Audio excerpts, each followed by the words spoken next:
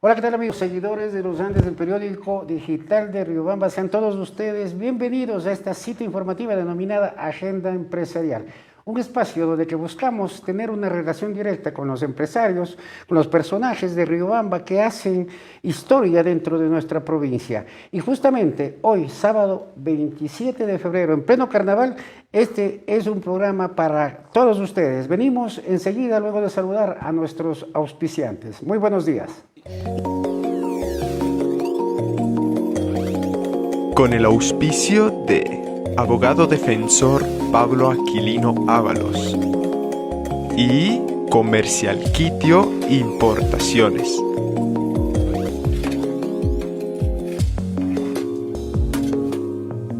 Y justamente, como les decía, uno de los invitados nuestros el día de hoy es Pablo Aquilino Ábalos, quien ha tenido la gran voluntad de ser auspiciante durante todo el mes de febrero, juntamente también con Casa Comercial Quitio, de don Rafael Quitio, a quien le expresamos nuestro saludo también a la distancia y nuestro agradecimiento por confiar en este espacio. Sin ustedes no podríamos hacer este tipo de programas. Como asimismo quisiera ya empezar de una vez para escuchar las palabras iniciales de nuestro invitado, el doctor Pablo Aquilino Ábalos Reyes. Buenos días, Pablo. Buenos días, Marcelo. Un gusto saludarles a quienes realizan o conforman este canal digital. Es un gusto siempre poder compartir algunas ideas y apoyar al progreso, al desarrollo social, cultural, jurídico de la provincia de Chimborazo. Y justamente, pues luego de darte las palabras de bienvenida y el agradecimiento, como les decía, uno de los auspiciantes oficiales de este mes, sinceramente para nosotros es un placer, Pablo, pero como ya saben el formato de nuestro programa, primero vamos a conocer la parte humana de nuestro invitado. Pablo Aquilino Ábalos es licenciado en Ciencias Públicas y Sociales, abogado, doctor en jurisprudencia, mediador, facilitador, especialista en procedimientos penales e indígenas. Y justamente, pues yo quisiera que me cuente, Pablo, ¿cuándo nació la vocación por esta noble carrera como es la del derecho? Mi padre tenía varias amistades en ese entonces, cuando yo me gradué. Cuando era niño, tuve la oportunidad de conocerle a Jaime Roldós Aguilera. Antes acuérdate que las campañas políticas eran de puerta a puerta. Y Jaime Roldós Aguilera llegó al patio de mi casa. Y mi padre me presentó y dijo, mi hijo. Y él me puso su mano en mi cabeza y me dijo, tú vas a ser un gran abogado. Entonces eso influenció bastante en mí, porque yo tengo otras vocaciones, a mí me gusta también el dibujo. Estamos hablando de qué edad de esa experiencia. ¿En qué edad estabas tú?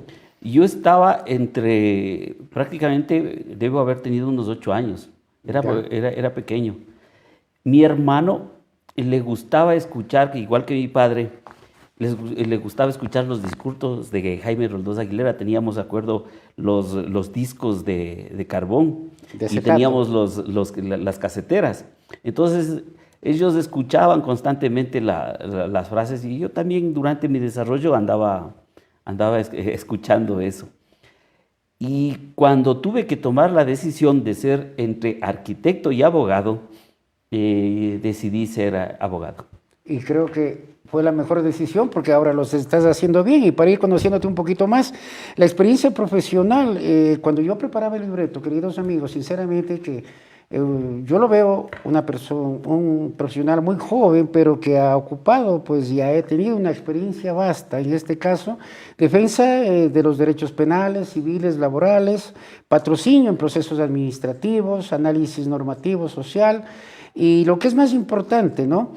En los cargos que justamente tú fuiste intendente general de policía, general alterno del GAT de Riobamba, director del Centro de Mediación, jefe del distrito del Centro Instituto de Desarrollo Agrario Regional, director de centros comerciales del Distrito Metropolitano de Quito, jefe de asesoría legal de la Agencia de Comercio, también del Distrito Metropolitano de Quito, procurador judicial, ahora es el director de la Consultoría Jurídica y Empresarial Ábalos, justamente uno de los auspiciantes. Pregunta de cajón. ¿Cómo es que lograste ocupar estos cargos muy importantes para un profesional riobambeño que has llevado con orgullo esta noble ciudad? Bueno, yo siempre lo he dicho que he sido bendecido, ¿sí? Porque en verdad dentro de un proceso, la licenciatura en Ciencias Públicas y Sociales te enseñaron justamente de lo que es la política económica, la política, la conformación de un Estado, todo esto, y te prepararon justamente para administrar la cosa pública, como lo decían. Es la primera parte de la formación antes de ser abogado y antes de ser doctor. Entonces me vinculé con los sectores sociales, quienes me condujeron justamente a poder ocupar estos cargos públicos. Trabajaba con la Confederación de Pueblos Indígenas del Ecuador y con la Federación de Pueblos Indígenas a nivel nacional, el Consejo de Nacionalidades. Entonces eso me permitió tener acceso a sectores de administración pública y llegar al primer cargo. Yo en ese tiempo tenía, si no me equivoco, tenía 28 años. En ese entonces decían que era el intendente más joven de la provincia que había asumido ese cargo. Y no solamente a nivel de instituciones públicas, porque también fuiste procurador judicial de COAC Minga, Cooperativa de Ahorro y Crédito Limitada. ¿Cómo se puede combinar la carrera del derecho como siendo funcionario tanto de instituciones públicas como privadas? Bueno, la carrera del derecho, tengo que decirte, Marcelo, es bien amplia, ¿sí? Es demasiado amplia. Cualquier actividad que tú te puedas imaginar, existen normas jurídicas, ¿sí? Existen. Si hablamos de educación, ten la seguridad que tenemos la Ley Orgánica de Educación. Si hablamos de finanzas, tenemos la Ley Orgánica del Sistema de Regulación Política, Financiera y Monetaria. Si hablamos de asuntos de violencia, estamos del Código Orgánico Integral Penal. Y así sucesivamente. Si hablamos de desarrollo económico, tenemos el Código Orgánico de la Producción. Entonces, cada una de las actividades están reguladas mediante una estructura jurídica. Y como es de conocimiento de todos, la máxima estructura está jerárquicamente establecida por la Constitución de la República. ¿Y cómo miras tú cuando fuiste intendente general de policía, que es un cargo también bastante, es un reto, ¿no?, para ocupar ese puesto?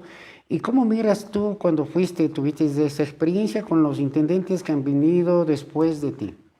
Bueno, yo creo que existen distintos problemas. La sociedad va evolucionando y mientras va evolucionando la sociedad también van existiendo diferentes tipos de conflictos. En ese tiempo, cuando tuve la oportunidad de ser intendente, recordarán que hubo la migración de personas de la República China.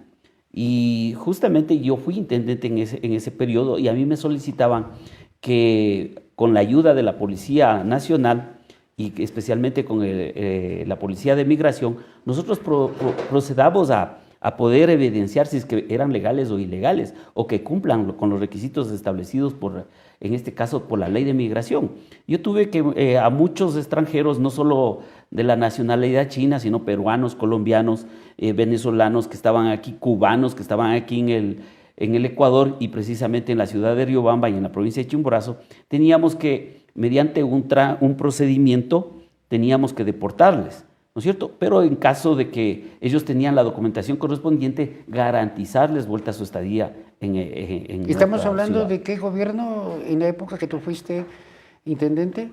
En ese entonces estaba el presidente Lucio Gutiérrez. Correctísimo. ¿Sí? Yo no era de la organización política del presidente. Sociedad Patriótica. De Sociedad Patriótica. Sino mi intendencia vino desde el punto de vista de las organizaciones sociales, desde la Asociación de Comerciantes. Aquí existía a nivel nacional una asociación de comerciantes que yo era el abogado de esta organización, FENACOMIC, ahora que me acuerdo. Jaime Pilco era su presidente en ese entonces. Y Pastor Pablo Huachilema, que era el presidente vuelta de la Confederación de Pueblos Indígenas. Estas dos organizaciones fueron las que propusieron mi nombre para que yo sea intendente. Y creo que también fue una de las experiencias, como tú decías, fue una coyuntura cuando vinieron, era el boom de la presencia de los chinos acá y definitivamente que los comerciantes riobambeños como que se quejaban de la competencia que los hacían, hasta cierto punto tenían razón. ¿Y cómo lograste tú manejar como para que los comerciantes de Riobamba se sientan tranquilos y también sin violar los derechos de los migrantes en este caso? Bueno, aplicando lo que dice la Constitución y lo que dice la ley. O sea, teníamos la ley de migración.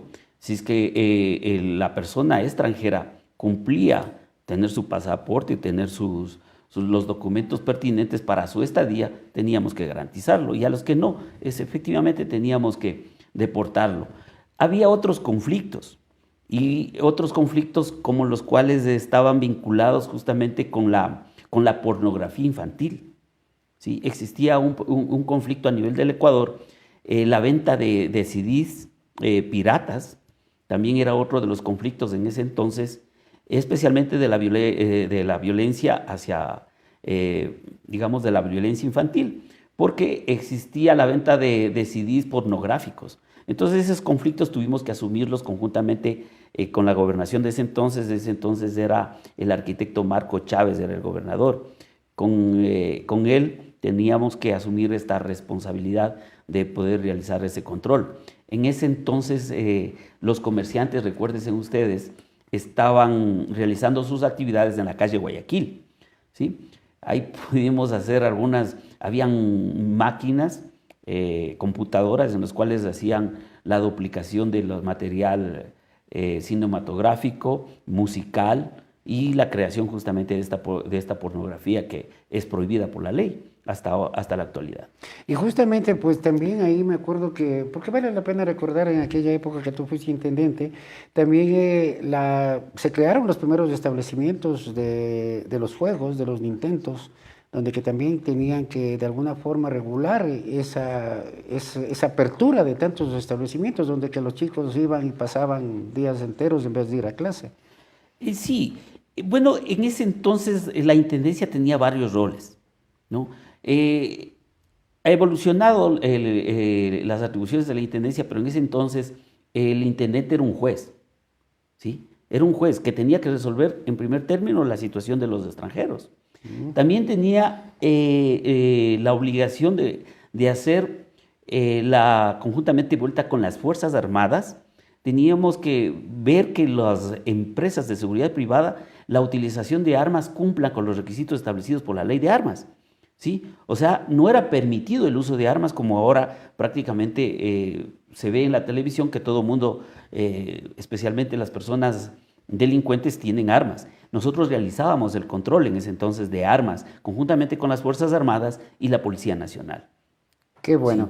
Sí. Ahora justamente, pues en todo ese, yo diría, trajinar de tu vida como profesional, como persona de derecho, como funcionario público, funcionario privado, ¿cuándo nace la idea de pronto de crear tu propia, en este caso sería un emprendimiento jurídico, de crear una consultora jurídica y también empresarial? Consultora Ábalos, exactamente, ¿cómo nace? Porque ahora sí vamos a entrar en el tema como auspiciante que fuiste todo este mes de febrero, y también valía la pena, ¿no? Como para muchas personas, muchos profesionales del derecho, que a veces se quejan de que hay mucha competencia, pero no tuvieron la idea como la tuya de crear tu propia consultora. ¿Cómo nació esta idea? Bueno, siempre tiene un origen, y gracias, Marcelo. Yo trabajaba me gradué en Quito y estudiaba en Quito, y ahí existían consultoras especializadas en extranjería, otras en el ámbito societario. Y a mí me gustaba, inicialmente me gustaba el ámbito societario, ¿sí? A pesar de que yo tuve la oportunidad de hacer mis prácticas profesionales, tuve la oportunidad de ser en el Congreso Nacional en ese entonces. Yo era el que pasaba los cafés a los asambleístas y a los asesores. Qué interesante, ¿no? ¿Qué tiempo pasaste ahí? Bueno, hice unas prácticas profesionales por un año. ¿Y cómo se dio porque no todos, mejor dicho, quisieran tener esa oportunidad de relacionarse? ¿Cómo nació, cómo se dio esa oportunidad de hacer tus prácticas en la asamblea? Bueno, fue por las relaciones de mi padre, por segunda ocasión, ¿no? Tenía asimismo en ese entonces el asambleísta con el cual yo hacía mis prácticas, era Javier Neira. Ay, qué Sí. bueno. Social cristiano. Social cristiano. Correcto. Sí, entonces ahí aprendí lo que es la técnica legislativa en mis primeras situaciones. Aprendí inclusive cómo se manejaban las coyunturas políticas, cómo lo manejaban los asambleístas. ¿Sí? Teníamos una cercanía también. ¿Cómo negociaban los asambleístas? ¿Cómo negociaban los Claro que sí, asambleístas? ya. O sea, ¿No llegaste a conocerle al hombre del maletín? por bueno, si lo acaso? que decían es que lo que no es negociar, sino llegar a consensos. Oh, ya. Esa Sí, es la figura. ¿no? que lo ponen, es llegar ya. a consensos, ¿no? Correcto, sigue. Sí, había cosas extrañas que sucedían en el Congreso en ese entonces. Había cosas extrañas. Y uno como ciudadano capaz de, qué ganas de denunciar, qué ganas de decir, oye, esto está mal, pero tú querías cumplir con tu tarea de hacer las prácticas y listo. Bueno, había una experiencia muy importante cuando estuve en el Congreso, ¿no? Porque el asambleísta en ese entonces no era un asambleísta que le gustaba pasar en la institución, sino venía solo para momentos muy precisos. Pero el equipo de asesores se encargaban de hacer, en ese caso estábamos haciendo un proyecto de ley para la regulación de la explotación petrolera, porque él estaba en la comisión que le correspondía. Y él trajo, en un documento trajo un artículo. Y él decía, en todo este proyecto de ley necesito que esté este artículo. ¿Ya? Ya. ¿Y cuál era? Y claro, yo me preguntaba, decía, ¿por qué ese artículo? ¿Qué importancia? Y me leía casi como unas 10 veces, si no Ya. eran más, para encontrar y entender cuál era la importancia de ese artículo. ¿Y cuál descubriste que era la importancia del artículo? Bueno, luego, en verdad en ese tiempo no tenía esa experticia tan para... Pero luego pude darme cuenta que se trataba justamente de ese artículo determinaba los negocios de las, ¿cómo se llaman? De las empresas intermediarias para los negocios petroleros. Correcto.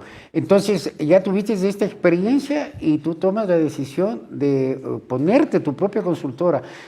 ¿Dónde estuvieron ubicados al inicio o siempre estuvieron donde hoy es? Para más luego decirles a nuestros seguidores que aquí tenemos un profesional joven que siempre está bajo un lema que tú tienes, ¿no? Dice el abogado, no soluciona tu caso, también te otorga paz y tranquilidad. Qué interesante, que más luego vamos a analizar esta frase, de dónde lo sacaste, cómo lo hiciste. Pero la consultora Ábalos, ¿en qué año fue que nació y cómo lo organizaste? Bueno, después de que vine, pasé en Quito, yo intentaba ser parte de una consultora en el ámbito societario. Te comento que en ese tiempo tuve debilidades. Una de ellas es manejar la computadora, manejar el sistema Word, el sistema Excel, que me exigían en la consultora. Todo el mundo hubiera pensado que simplemente necesitaba saber leyes, pero la empresa en la cual yo me presenté me exigía otras experticias. Y qué bueno, ¿no? Que tú seas humilde, que digas que definitivamente esa fue una de tus debilidades prácticamente. ¿Y cómo lo resolviste como para no poder o no ingresaste? Bueno, no, en verdad, me exigían, además de que sepa los programas, me exigían relaciones en la superintendencia de compañías, ¿sí? O sea, para trabajar en esa empresa, era una empresa bien grande, yo necesitaba tener relaciones con la superintendencia, ¿sí? Entonces, no se dio la oportunidad en esa empresa. Me iba a otras empresas y vuelta con la primera experiencia, Ya. es como que el abogado se sentía, decía, no, él sabe más de lo que debería saber hasta este momento, ¿no? Entonces se daban esas dos circunstancias. Regresé a Riobamba y ahí decidí, una vez que ya obtuve el título de doctor, decidí, eso fue en el año 2001, el 18 de junio del 2001, decidí ya justamente obtener mi credencial como abogado y fui a sacar el RUG en el Servicio de Rentas Internas, ¿sí? Entonces inicié mi actividad económica, inclusive registrado en el Registro de Rentas Internas, porque es lógico que si quería yo trabajar en el ámbito societario, en Quito nos solicitaban facturas. Y ahora para llenar ese vacío que tú mismo lo acabas de mencionar, y te agradezco tu humildad y tu franqueza, esa necesidad de aprender lo informático, de aprender la computación, de ya relacionarte, ¿cómo lograste hacerlo en forma autoeducándote o también entraste en algún centro de capacitación de la informática? Verás, ahí tengo otra historia, Marcelo. Ya, vale, dígale. Cuando mi madre me decía, cuando yo era estudiante de Derecho, mi madre me decía, ¿qué haces durante el día? Después de las clases.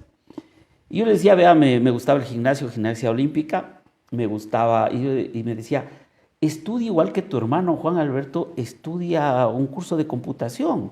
Perfecto. Y yo le decía a mi mamá, vea mamá, a mí no me hable de computación. Yo soy abogado. Eso, claro, yo me voy a formar, yo me voy a hacer mí no me abogado. interesa, claro. A mí ingréseme en el curso de Derecho Laboral. Esas fueron las palabras. Págueme el curso de Derecho Laboral, págueme el curso de esto. Yo voy a ser abogado. O sea, algo relacionado con las leyes, ya. Y me enojaba con mi madre porque mi hermano estudiaba administración de empresas y le pagó una tecnología en sistemas. Ya. ¿Sí? Entonces, cuando yo ya y vi esas deficiencias y me vine a Cariobamba, le dije a mi hermano, ¿sabes qué? Mi primera actividad, le dije, ¿sabes qué? Allá en Quito, este negocio es bueno. Y nos asociamos con mi hermano y nos pusimos centros de cómputo aquí en Riobamba. Ustedes iniciaron también en ese campo. Teníamos en la Clínica Santa Cecilia, teníamos al frente de la Clínica Santa Cecilia. ¿Qué nombre era? Seracom se llamaba la empresa. Posteriormente nos asociamos con un amigo que vino de Estados Unidos y nos pusimos el centro de Estrella Verde. Eso lo teníamos en el actual edificio donde funciona la corporación financiera. Teníamos los dos últimos pisos arrendamos. Dábamos capacitación en lo que es manejo de sistemas informáticos e inglés porque nuestro socio vino de Estados Unidos y dimos. Ahí tenía talento humano. Sí. Entonces, luego me pude dar cuenta de que mi madre tenía mucho que ver en esto. Me exigía. Me decía, nosotros te mandamos a estudiar para que seas abogado. Y ahora vuelta cambiaste a lo que es la computación. Y estás haciendo una actividad. O sea, son cosas que el destino se va presentando, ¿no? Pero miren que esto es un ejemplo de vida, que de pronto fuiste por un lado, después la vida te dio la oportunidad de aprender otras cosas y después dijiste, ya para ir avanzando, quiero ponerme consultora jurídica. Sí, y yo te traje este punto es porque tuve que decidir. Porque al mismo tiempo que tenía la actividad económica esta de computación. Y de hecho me imagino que les debe haber estado yendo bien, porque estaba yendo bien. Porque todo el mundo necesitaba aprender eso. Exactamente, yo creo que eso me ayudó bastante. Y tenía una oficina. Y como que la gente no me tomaba en serio. Y tomé la decisión. O sea, mi mamá me exigía y yo dije, bueno, Chúsica, tendré que decidir. Nos dividimos el negocio con mi hermano. Y yo decidí cerrar, ¿sí? Y mantenerme con la venta del negocio, mantenerme durante los meses que sean necesarios hasta que pueda surgir la oficina jurídica. Y ahí sí ya me dediqué definitivamente 100% solo a lo jurídico. Ahora, ¿dónde estamos ubicados? Yo tengo el gusto, cuando fui a hacer la invitación para que formes parte de este programa, una oficina bastante amplia, bastante bonita, bastante atractiva, cuentas con profesionales también de primera línea. Quisiera que tú mismo los invites a todos los cientos de seguidores que este rato están conectados para que digas dónde está ubicada Consultora Ábalos.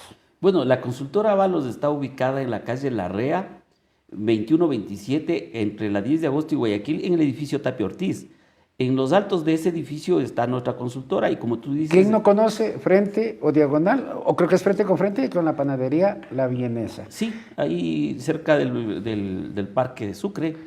¿Sí? Está la oficina. Como tú dices, Marcelo, está integrada no solo por mi persona, está el abogado Luis Vinicio Casco, la abogada Cecilia Barahona, el abogado Ángel Paca, y de igual manera tenemos otras dos personas que estudian Derecho y que son colaboradores. Tenemos otra oficina en Guano, está cerca del municipio de Guano. Ahí nos dedicamos a la que es asesoría en lo que es subdivisiones, urbanizaciones, régimen de propiedad horizontal. Ahí contamos con la presencia de un ingeniero especialista para poder hacer los dibujos, y nosotros nos encargábamos de hacer de todo el trámite. Lo que son escrituras, lo que son sí, compra-venta y todo lo demás. trámites legales respecto. Y específicamente, estos profesionales que tú acabas de mencionar, me imagino que serán especialistas cada uno en sus áreas. Por decir, tú especialista en qué eres, o sea, ¿cuál es tu fuerte, diríamos?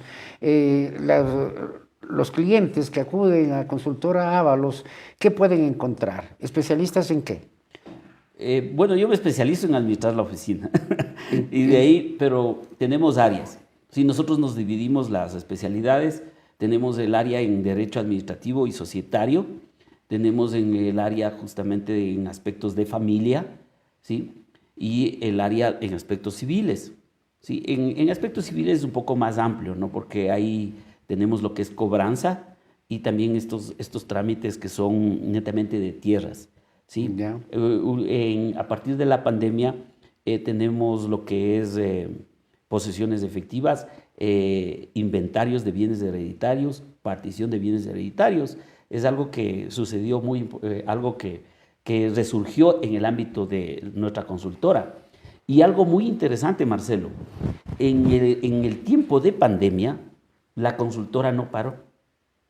No paró. ¿Cómo lo hicieron? Y Así, justamente eso iba encaminada a mi pregunta, porque la mayoría lamentablemente nunca se esperó que va a venir la pandemia. ¿Cuántos compañeros tuyos en el campo jurídico habrán tenido que inclusive cerrar sus oficinas? Porque ¿cómo pagaban el arriendo si no tenían clientes, si no había juicios, no había nada por el estilo? ¿Cómo logró sobrevivir justamente Consultora Ábalos? A través de las redes sociales. Sí, nosotros tenemos una página que se llama Consultora Jurídica Empresarial Ábalos, y damos consultas vía WhatsApp, Messenger o vía telefónica. Entonces, en pandemia surgió algo muy importante. Recibíamos consultas de todo tipo. Te digo, pasaba horas dando contestación a muchas preguntas y yo decía, tal vez se están desestresando conmigo, ¿Ya? ¿no? Pero, o sea, querían conversar con alguien. Querían conversar con alguien. Entonces, eso ahora el problema es que se acabas conversando, perdónenme la sonrisa, bueno, que se acabas conversando si no producía económicamente nada. Mediante las consultas son pagadas y mediante transferencia nos depositaban. Lo que sucedió en pandemia es que nos consultaban, el tema de consulta era cómo constituir una compañía. En ese tiempo nosotros constituimos compañía, hicimos sociedades. ¿Sí? O por lo menos dimos los primeros pasos para constituirla. Y muchos también aprovecharon la crisis para crear oportunidades en cuanto crearon muchos emprendimientos también. Entonces, de alguna forma han de haber querido que nazca ese emprendimiento de forma legal y qué mejor la asesoría de ustedes. Sí, la mayor parte de consultas eran en estas dos áreas, ¿no? En el área societaria, en cómo constituir una compañía, qué tipos de sociedad había, sociedad comercial, sociedad civil, compañías, ¿no es cierto? ¿Cuáles son las reformas?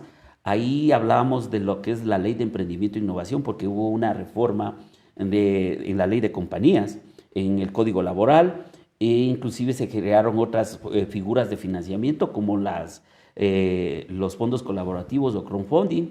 Entonces, toda esa asesoría conlleva en derecho societario. Nosotros nos encargamos de buscar todo lo que es leyes que favorezcan a la constitución de una empresa. El Código de la Producción, ahí se creó una ley de desarrollo productivo por el motivo del COVID de Lenín Moreno. Ahí se generó un incentivo a las nuevas inversiones. Tú podías generar una nueva inversión y recibir un beneficio de exoneración de 15 años del pago del impuesto a la renta en las inversiones realizadas en el ámbito de la agroindustria, ¿sí? Y de 8 años podrías recibir también en otras provincias como Guayaquil y Pichincha. Entonces nuestro país era un paraíso fiscal para poder generar inversiones. Esto va cambiando, va evolucionando. También se generó otra ley que era vuelta para motivar a los emprendimientos. Cuando se generaba un emprendimiento que no superaba los $300,000 de inversión nueva, también tenías una exoneración de 3 años de impuesto a la renta. O sea que todo eso tenemos que asesorar. O sea que en esta época, aparte de conversar, también estabas produciendo. Y para ya irnos a corte, pues también quiero comunicarles a ustedes, queridos seguidores, que también eres uno de los analistas políticos, te has involucrado en el campo político, pero esos detalles volveremos luego de este pequeño corte que queremos saludarlo justamente a una de las empresas que nos ha colaborado en este mes previo al carnaval, fue Consultora Ábalos. Y ahora qué grato tenerlo acá, a su director, Pablo Aquilino Ábalos Reyes. Así también quiero agradecer a don Rafael Quitio, uno de los grandes comerciantes de la ciudad de Riobamba y de la provincia de Chimborazo. Gracias también, mi estimado don Rafael, si nos está mirando, que por colaborar, con contribuir para hacer noticia a través de nuestro medio de comunicación. Volvemos enseguida, no se desconecten. Con el auspicio de Abogado Defensor Pablo Aquilino Ábalos y Comercial Quitio Importaciones.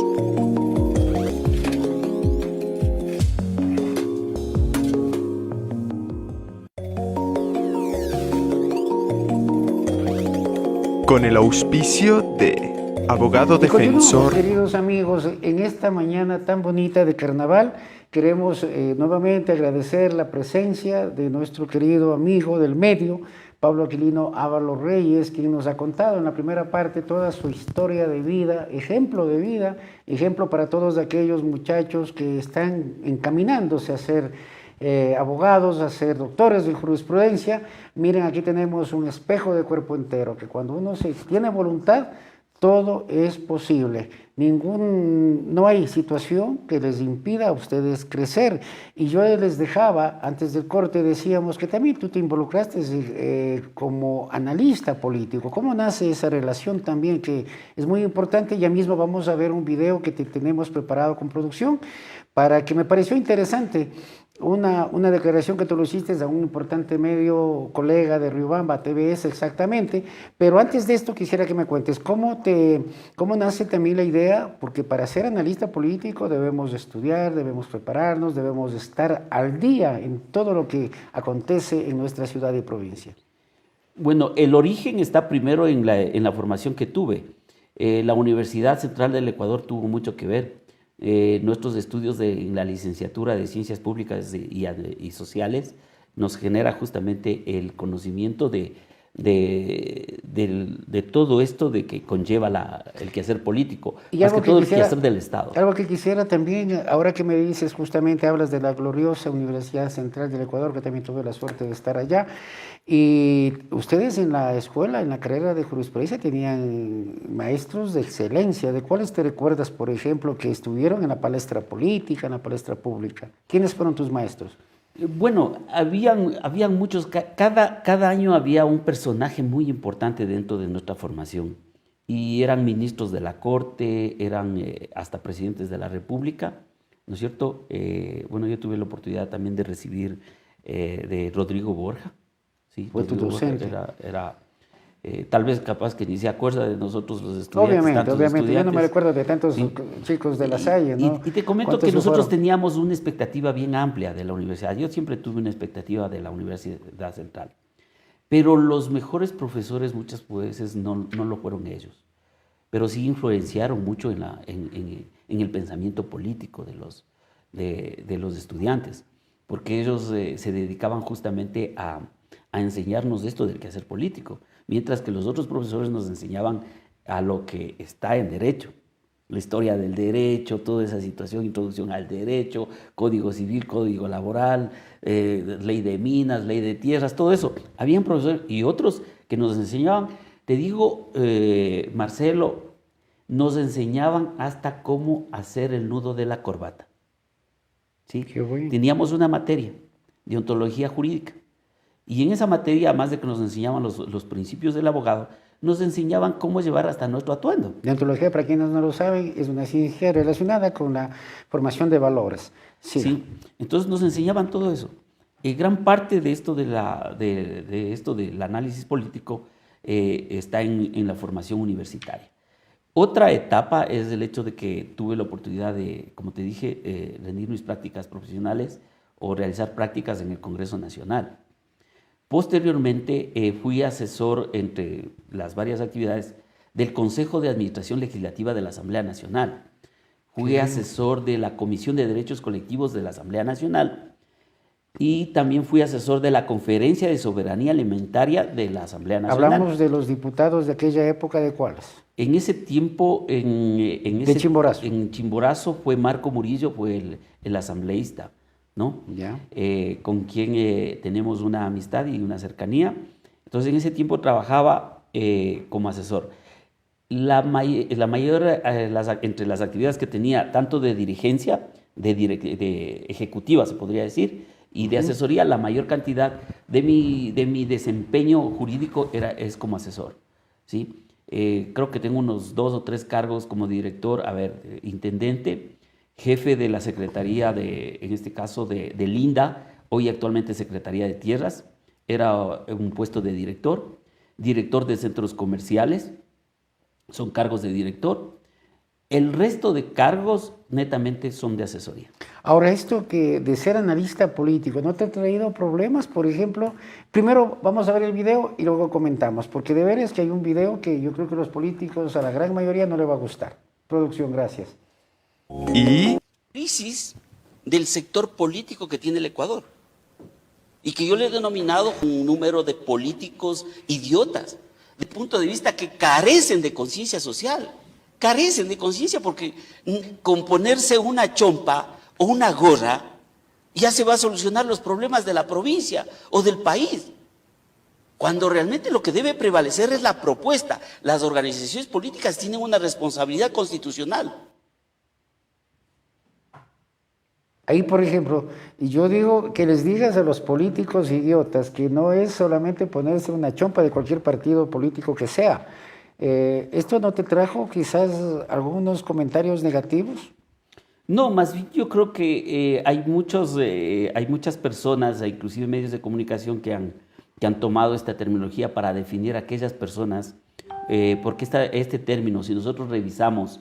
Y vale la pena que aclaremos, justamente. Si nosotros revisamos en un diccionario o en una enciclopedia, nos vamos a dar cuenta que la palabra idiota es aquellas personas que están alejadas de la realidad.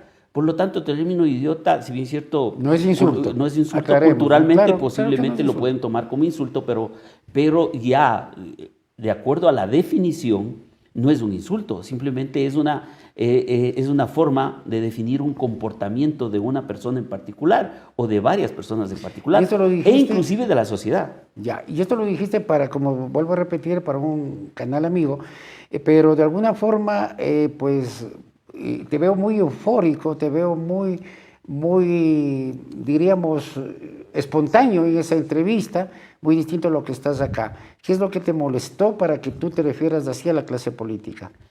Mira, y no es solo la clase política, sino también es a las personas en general, porque carecemos y carecen de conciencia social, que es lo que estoy definiendo en ese video. Y justamente eso es lo que se trata de una persona que está alejada de la realidad, desconoce los problemas de la sociedad, de su territorio, y por lo tanto se cree original buscando otra forma de tal vez de llamar la atención, que también es a través de la farándula, a través del show. Pero debo decirle a la sociedad, a las personas en general, que eso no nos va a solucionar los problemas del país. Hoy mismo, en la provincia de Chimborazo, estamos afrontando un problema más de la salud, a más del problema económico, seguridad, la inseguridad. ¿No es cierto? Entonces, miren, hacer un circo de la Asamblea Nacional o de la administración pública no conlleva la solución.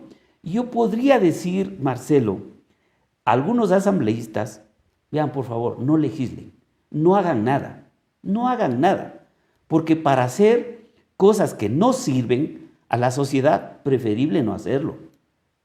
No porque te atribuyeron una atribución de legislar, tienes la obligación de hacerlo, porque muchas veces puedes destruir. Nosotros tenemos una estructura, hablando de inseguridad, tenemos un problema, a más del problema social de la falta de empleo, ¿no es cierto? Pero tenemos, a más de la estructura jurídica del Código Orgánico Integral Penal permite la impunidad en cierto tipo de delitos o en cierto tipo de acciones o omisiones, porque el Código Penal nos habla de acciones y omisiones. Hay delitos que no están debidamente tipificados, definidos, ¿no es cierto? Pero escuchamos en los medios de comunicación acerca de la inseguridad que tú tomas. Pero no escuchamos que se han presentado propuestas o proyectos de ley justamente para corregir estas deficiencias dentro de la estructura del Código Orgánico Integral Penal. Y aprovechando que estamos en este punto, ¿cuál es tu análisis rapidísimo de ya casi más de medio año de gestión de nuestros, sinceramente, hasta la gente ni sabe, si le saldríamos este momento a preguntar en la calle, ¿sabe cuáles son los 4 asambleístas de Chimborazo? Estoy más que seguro que el 80% de la población desconoce quiénes son sus representantes. ¿Cuál es tu análisis de la labor que han desempeñado estos 4 asambleístas de Chimborazo? Primero, no solo hay 4 asambleístas, hay 6 asambleístas. El asambleísta Fernando Villavicencio también es oriundo de la provincia de Chimborazo. ¿Ya? También hay un asambleísta del señor Agualzaca, que también es asambleísta de la provincia, es oriundo de la provincia de Chimborazo. O sea, nosotros podríamos decir que tenemos un bloque de 6 asambleístas, no de 4 asambleístas. ¿Sí? Debo indicar que también tenemos un presidente del bloque más importante de asambleístas, que es del movimiento Pachacuti, y que tiene la presidencia de la Asamblea Nacional. Por lo tanto, dentro de este periodo, nosotros, los ciudadanos chimboracenses, hubiéramos esperado, con el apoyo del resto de asambleístas, podríamos haber esperado por lo menos un acto declaratorio, de declaración de algo. Recordemos que antes se declaró a la provincia como la ciudad politécnica universitaria, ¿sí? que fue una propuesta presentada por el asambleísta Marco Murillo. Anteriormente teníamos el diputado Edelberto Bonilla, conjuntamente con la doctora Cumandá Vinuesa, que presentaron y promovieron justamente el proyecto de la ley 115 que buscaba recursos económicos para la provincia y todas las provincias que tenían que ver con esto de la explotación petrolera. Y posteriormente tenemos otros actos declarativos importantes, por lo menos eso. No lo ha habido. Y yo me acuerdo cuando hace poco nomás, pues nuestro asambleísta, es asambleísta Israel Cruz, por decir uno de ellos, cuando propuso y se declaró al 11 de septiembre como el Día de la República, al Chimborazo como el lugar más cercano al sol. Miren que de alguna forma, yo creo decirlo, que algo, presentó, se benefició la provincia de Chimborazo, pero en definitiva que los asambleístas actuales, digo como ciudadano, no como medio de comunicación, definitivamente lo que tú dices coincido, que ni siquiera se les han visto en un spot o en alguna noticia o en algún canal, es como que no existe. Mira, el principal problema es que las leyes, yo hago un seguimiento de los proyectos de ley por mi carrera de abogado, y justamente para hacer los análisis, y he podido determinar que las leyes que se están promoviendo y que están siendo aprobadas son meramente actos declarativos. Te voy a poner un ejemplo.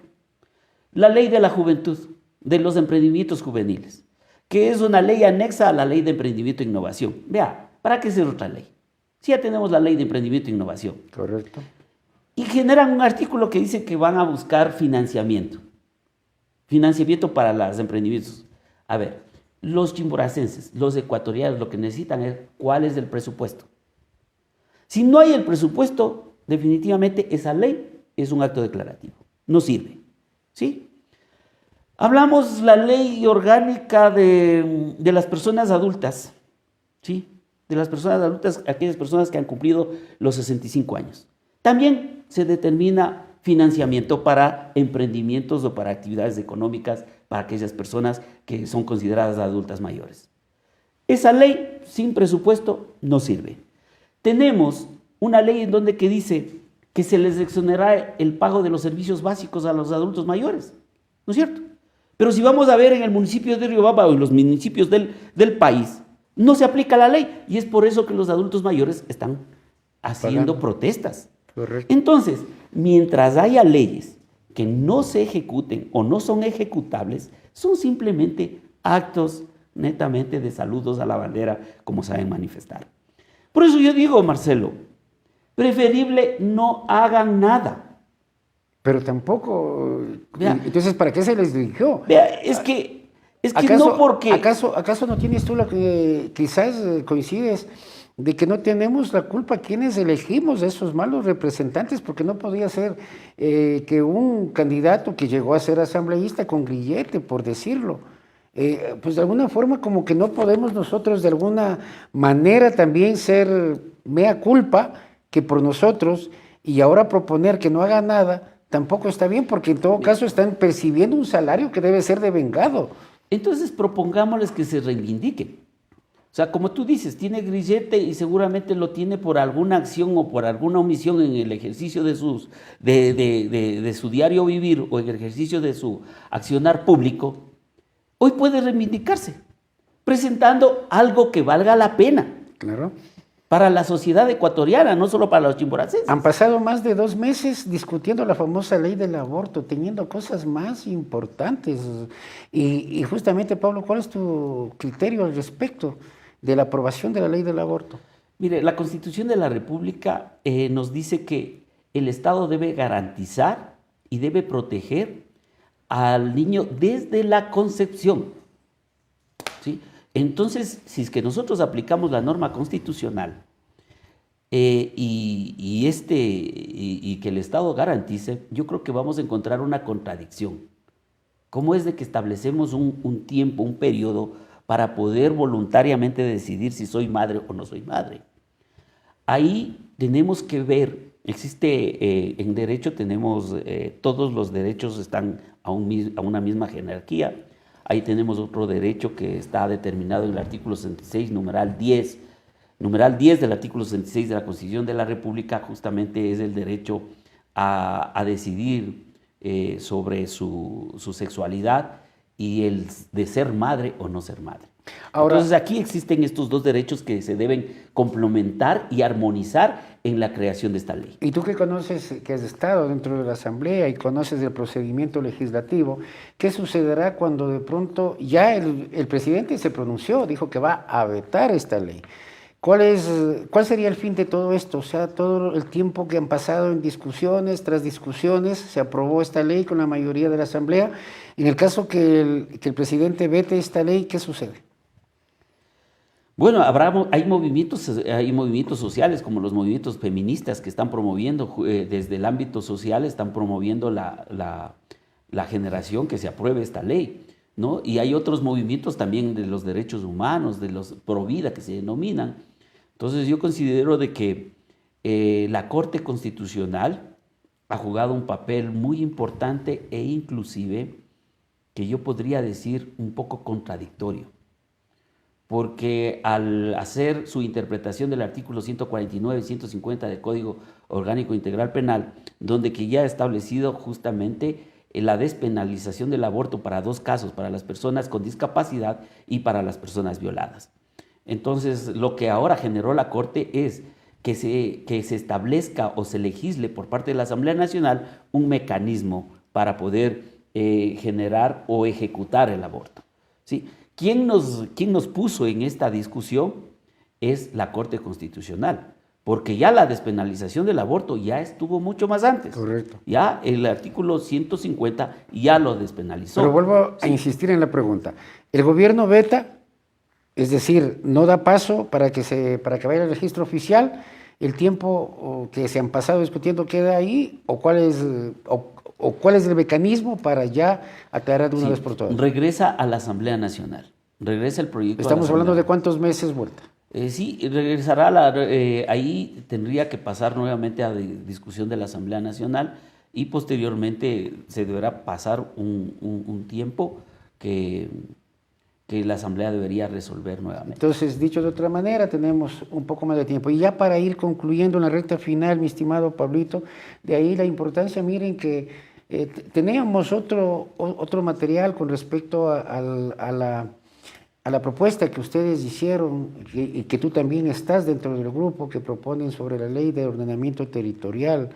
Eso brevísimo, por favor, ¿dónde lo hicieron, dónde lo presentaron? O si hay tiempo con producción, creo que no dura ni un minutito, por favor, para no dejar inconcluso. Vamos a ver, Pablo, para que de pronto pues tú nos puedas dar una aclaración. El Partido Socialista es un ejemplo de cómo se está moviendo precisamente este escenario y lo más importante, que las organizaciones políticas demuestren que están a la altura de las circunstancias y sobre todo que están realizando un proceso con sus bases, capacitando, formando líderes y demás. Vamos a ver qué hace el Partido Socialista y ojalá también se asuma este reto y este gran desafío de la política de servicio en Riobamba. El artículo 108 y 109 de la Constitución ecuatoriana establece que los partidos y movimientos políticos deben proponer programas de gobierno. Desde el 2019, el Partido Socialista Ecuatoriano, con 2 organizaciones afines, presentó el proyecto Equidad Territorial y durante la noche del 28 de enero, en el auditorio del Consejo Nacional Electoral en nuestra provincia, militantes de este partido, además de varios colectivos sociales y políticos de la ciudad, fueron parte de la presentación del primer borrador del Plan de Desarrollo Territorial. Pablo Ábalos, presidente del PCE Chimborazo, explica los 4 ejes que tendrá este proyecto. Nos hemos dado cita a los militantes, amigos y simpatizantes del Partido Socialista para recibir el primer borrador de este plan, que tiene 4 ejes. El primer eje es en el ámbito de desarrollo económico, el segundo en el ámbito de equidad de género y el otro es en el ámbito del medio ambiente. Y por último tenemos de la equidad territorial. Tiene 11 objetivos cada uno de ellos. Por otra parte, indicó los apoyos y acciones complementarias para el desarrollo del plan. Es precisamente invitar a los ciudadanos que nos permitan conocer cuáles son sus ideas, visión de qué es lo que queremos que sea la provincia de Chimborazo, nuestra ciudad, nuestros cantones, nuestras parroquias, a través de Facebook, PSE. Interesante, Pablo. Yo creo que esto sería objeto de otro programa, pues ojalá tengamos la oportunidad en diálogo abierto. Encajaría súper bien este tema que definitivamente es muy, muy, muy interesante para la ciudadanía, porque nosotros no tenemos un plan de ordenamiento territorial hace fechas, o creo que la tenemos, pero no ha sido reformado, no ha sido modificado. Entonces tú como, bueno, pues qué interesante que seas presidente del partido, del también glorioso Partido Socialista Ecuatoriano. Mira, esto de generar un borrador del plan de desarrollo territorial y social es porque, primero, la Constitución te obliga a las organizaciones políticas, como lo establece el artículo 108, 109 y 110. Segundo, porque la crisis de la política dentro de la provincia de Chimborazo y la crisis de los actores políticos, yo diría, ¿no es cierto?, nos conlleva a que dentro de este nuevo proceso electoral que vamos a asumir, nos conlleva a elegir personas y no nos conlleva a tomar una decisión en base a una visión de lo que queremos hacer para la provincia, para la ciudad, para el cantón, para la comunidad, o de una visión para poder solucionar los problemas. Yo considero, hoy conversaba y decía, van a elegirse, si es que continúa la ciudadanía sin conciencia social, va a elegirse no a la solución a los problemas, sino esta es una lucha de poderes económicos, que buscan más poder económico, ¿sí? Es simplemente vamos a elegir entre poderes económicos que se vienen a sortear los recursos de la prefectura, de la alcaldía, los recursos de las juntas parroquiales, ¿no es cierto? De las concejalías. De las concejalías, ¿sí? Entonces, cuando esto debe ser al revés.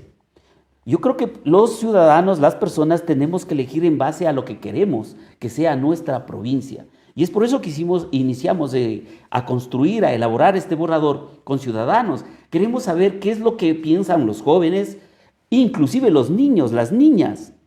¿Qué es lo que piensan los adultos mayores, los hombres, las mujeres? ¿Qué es lo que piensan las personas de la zona rural y de la zona urbana? ¿Qué es lo que busca? Nosotros tenemos los primeros datos, ¿no? Uno de los primeros datos dentro de nuestras investigaciones es la generación de empleo, es el desarrollo económico, ¿sí? Otra de las preocupaciones que tiene la sociedad es la salud. Otras de las preocupaciones que tiene la sociedad y que tú lo llevas es la inseguridad. Y eso no lo digo simplemente de un diálogo netamente solo entre ciudadanos, e inclusive en base a una investigación ya estadística. Y no lo digamos más para dejarles con esas ganas, para que serás nuestro próximo invitado, y ya vamos a revisar agenda, porque para esta semana ya lo tenemos planificado, otro tema que muy pronto los daremos conocer, pero sin embargo, él ha sido el personaje del día de hoy, ha sido el emprendedor, ha sido el jurista, como lo queramos llamar, el ciudadano, el político, el analista político también, y me estoy refiriendo, me siento orgulloso de ser su amigo, de Pablo Aquilino Ábalos Reyes, director de consultora Ábalos, que justamente el día de hoy se terminó, pues ya se termina el mes de febrero, tuvimos el agrado de ser... fuiste parte de nuestro programa, pues muchas gracias. Y palabras finales, Pablito, porque ya se nos viene el tiempo encima y tenemos que retirarnos. Bueno, yo quisiera terminar. Un abogado no soluciona tu juicio. Un abogado también te da paz y te da tranquilidad. Porque cuando solucionamos un conflicto, otro de los principios es, no solucionamos juicios, solucionamos conflictos. Y nuestro lema es, no ganamos inclusive por el juicio, sino ganamos por la solución del conflicto. Porque eso es lo que busca una persona que acude a nuestra institución. No acude a encontrar más problemas, sino más bien a solucionarlos. Y es por eso a encontrar la paz y la tranquilidad. Así es, porque cuando solucionas el problema familiar, es lógico que retorna la paz a tu hogar, a tu familia. Cuando en pandemia se han solucionado muchos conflictos familiares en el ámbito de las herencias. Herencias que han durado 10 años, que no lo han solucionado. Pero ahora han solucionado el conflicto y han solucionado algo más importante.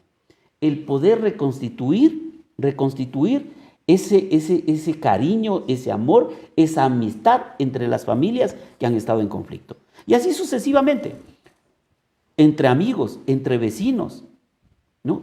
En un sinnúmero de circunstancias que se pueden imaginar, porque el derecho simplemente está con el propósito ese, de hacer justicia y dentro de la justicia solucionar esos conflictos. Creo yo que justamente les ha hecho la cordial invitación. Si quieren solucionar un conflicto, si quieren tener paz y tranquilidad en su hogar, en su vida personal, familiar, pues no hay nada mejor que Consultora Ábalos. Como bien lo decía, en Alarrea, entre Guayaquil y 10 de agosto, frente a la panadería La Vienesa, donde que encontrarán profesionales jóvenes, profesionales especialistas en cada una de sus áreas. Y aquí lo tuvimos el agrado de tenerlo a Pablo Aquilino Ábalos, quien es su director, que no está escatimando tiempo ni horario si va en la búsqueda de la solución de su problema. No dude en buscar a Consultora Ábalos, una de las mejores consultoras de Riobamba, de la provincia y del país, podría decir también. A ustedes muchas gracias queridos amigos por estar conectados. Estamos en carnaval, por Dios, no a la agresión, hagamos de este carnaval que sea bonito, lleno de alegría, lleno de satisfacción. Hoy ya mismo, ya más luego, empezará el pregón de los carnavales más cercanos al sol, organizados por la prefectura de Chimborazo. Tratemos de disfrutarlo, tratemos de hacerlo en familia, tratemos de hacerlo con las medidas de bioseguridad. Sé que tenemos ahora también un poco de shows artísticos en la Plaza de Toros, Quintamacají. Guardemos la compostura, por favor, para que el día lunes y ya inicio el día miércoles de ceniza, en el mes de marzo, arranquemos tranquilos, sin ningún problema. Bendiga, que Dios siempre nos bendiga, y lo que es más importante, cuidémonos, porque si nos cuidamos, como bien decía Pablito, tengamos paz y tranquilidad en nuestros hogares. Dios nos bendiga, hasta siempre, nos volveremos a ver. Muy buenos días. Con el auspicio de Abogado Defensor Pablo Aquilino Ábalos y Comercial Quitio Importaciones.